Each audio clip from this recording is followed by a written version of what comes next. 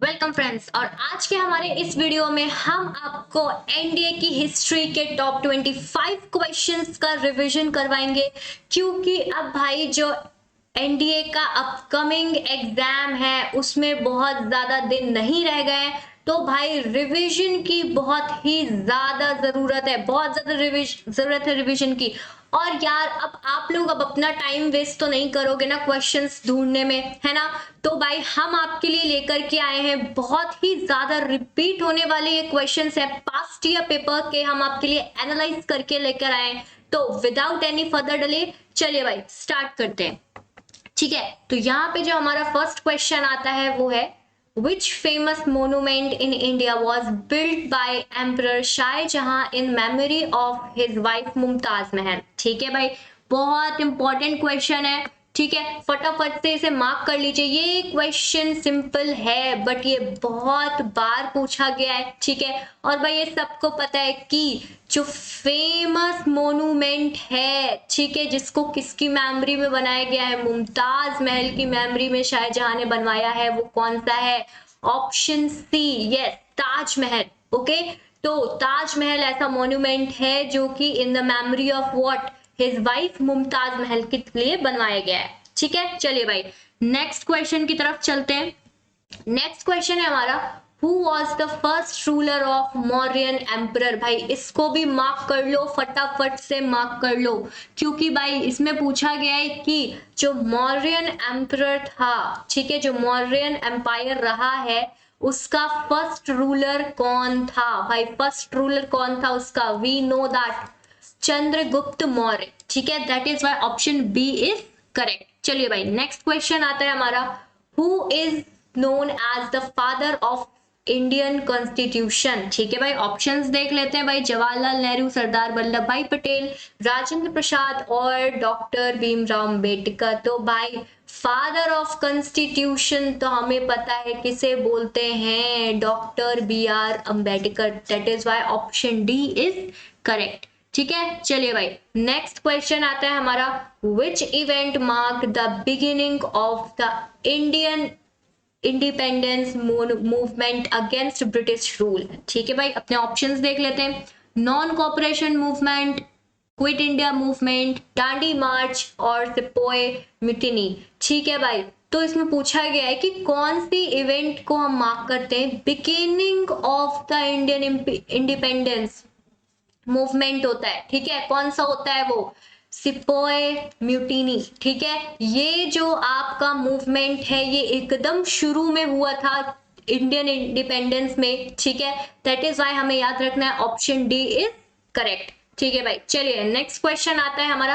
Friends देखिए यहाँ पे जो हम आपको क्वेश्चंस करवा रहे हैं, ठीक है, वो हमारे टॉप 25 क्वेश्चंस तो है ही, लेकिन जो उनमें भी मोस्ट इंपॉर्टेंट है वो भी हम आपको मार्क करवाते जा रहे हैं। ठीक है, क्योंकि भाई ये बहुत बार पूछे गए हैं।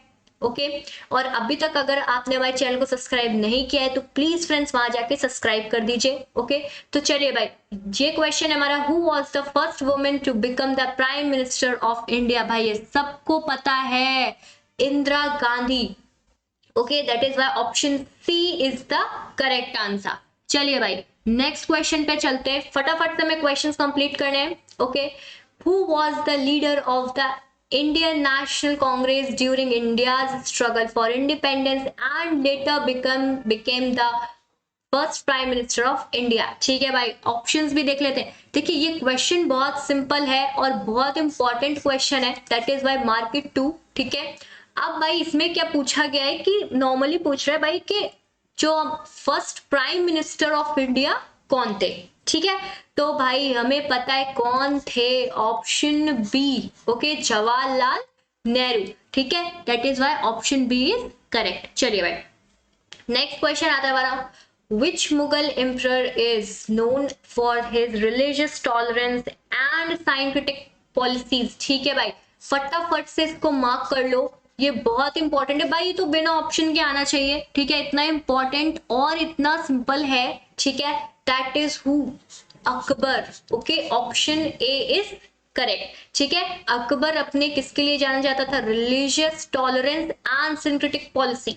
ठीक है, that is why option A is correct. चलिए भाई आगे बढ़ते हैं। ओके ये क्वेश्चन है, who founded the Khilji dynasty in India? Let's see our options. Okay भाई जो खिलजी डायनेस्टी है उसके फाउंडर थे कौन? जलालुद्दीन खिलजी। ठीक है, that is why option A is correct. चलिए भाई नेक्स्ट क्वेश्चन पे चलते हैं। Okay who was the first Indian to receive the Nobel prize of for literature? भाई इसको फटाफट से मार्क कर लो, मार्क कर लो इस क्वेश्चन को क्योंकि ये इंपॉर्टेंट है। ठीक है, let's see our options, Rabindranath Tagore, Sarojini Naidu. Okay भाई तो इसमें कौन है पता है कि नहीं? रविन्द्रनाथ टैगोर। ठीक है, that is why option A is correct. चलिए भाई नेक्स्ट क्वेश्चन की तरफ चलते हैं। नेक्स्ट क्वेश्चन है हमारा, Who was the last Mughal emperor of India? भाई फटाफट से इसको भी मार्क कर लो, इसको भी मार्क कर लो। इसमें पूछा गया है कि जो मुगल एम्परर चला हुआ है, ठीक है, लास्ट मुगल एम्परर कौन था इंडिया का? तो भाई बहादुर शाह जफर। कौन था वो? बहादुर शाह जफर। ठीक है, that is why option A is correct. चलिए भाई नेक्स्ट क्वेश्चन की तरफ चलते हैं। नेक्स्ट क्वेश्चन है हमारा, Who was the first governor general of India? भाई ये भी इंपॉर्टेंट क्वेश्चन है, ये भी इंपॉर्टेंट क्वेश्चन है। इसमें पूछा गया है भाई इंडिया का फर्स्ट गवर्नर जनरल कौन था? ठीक है, तो भाई हमें पता होना चाहिए कौन था। Lord William Bentinck. ठीक है, कौन था? Lord William Bentinck. That is why option D is correct. चलिए भाई नेक्स्ट क्वेश्चन की तरफ चलते हैं। नेक्स्ट क्वेश्चन है हमारा, who is known as the Iron Man of India for his role in the integration of princely states into the Indian Union? ठीक है भाई ये तो हमें पता है, आयरन मैन ऑफ इंडिया किसे कहते हैं? आपको दूसरे आयरन मैन की तरफ नहीं जाना है, इंडिया का आयरन मैन कौन है? Sardar Vallabhbhai Patel. Okay that is why option B is correct. चलिए भाई नेक्स्ट क्वेश्चन की तरफ चलते हैं। नेक्स्ट क्वेश्चन हमारा, Who was the first Indian woman to become the president of the Indian National Congress? भाई फटाफट से मार्क कर लो। देखिए फ्रेंड्स जो वुमेन पे क्वेश्चन ज्यादातर आते हैं हिस्ट्री में, ये बहुत इंपॉर्टेंट होते हैं। ठीक है, क्योंकि ये रेयर होते हैं, दैट इज वाई आपको ये पता होने चाहिए। ठीक है, तो भाई जो पहली president of national Congress, Indian national Congress थी वो कौन थी? Sarojini Naidu. Okay she is Sarojini Naidu. That is why option A is correct. ठीक है, चलिए भाई नेक्स्ट क्वेश्चन की तरफ चलते हैं। नेक्स्ट क्वेश्चन है हमारा, Which of the following Indian freedom fighters was not a member of the Indian National Congress? ठीक है भाई, अब इसमें पूछा गया है कौन इनमें से कौन से फ्रीडम फाइटर हैं, ठीक है, जो कि इंडियन नेशनल कांग्रेस के मेंबर नहीं थे। ठीक है, तो भाई Subhash Chandra Bose, okay yes, Bhagat Singh, okay Bhagat Singh जो थे वो मेंबर नहीं थे। ठीक है, क्योंकि हमसे पूछा गया वाज नॉट मेंबर। ठीक है, that is why option B is correct. चलिए भाई नेक्स्ट चलते हैं। नेक्स्ट क्वेश्चन है हमारा, Mohenjodaro is also known as, फटाफट से मार्क कर लीजिए फ्रेंड्स, ये क्वेश्चन तो आपको मिलने वाला है, आपके अपकमिंग में मुझसे लिख के रखवा लो। ठीक है, तो लेट्स सी अवर ऑप्शंस भाई, mount of the great, mount of the survival, mount of the living और माउंट ऑफ द डेथ। तो भाई मोहनजोदारो और किस नाम से जाना जाता है? Mount of the death. ठीक है, that is by option D is correct. चलिए भाई नेक्स्ट चलते हैं। नेक्स्ट क्वेश्चन आता है हमारा, who was the first and the last women ruler of Delhi?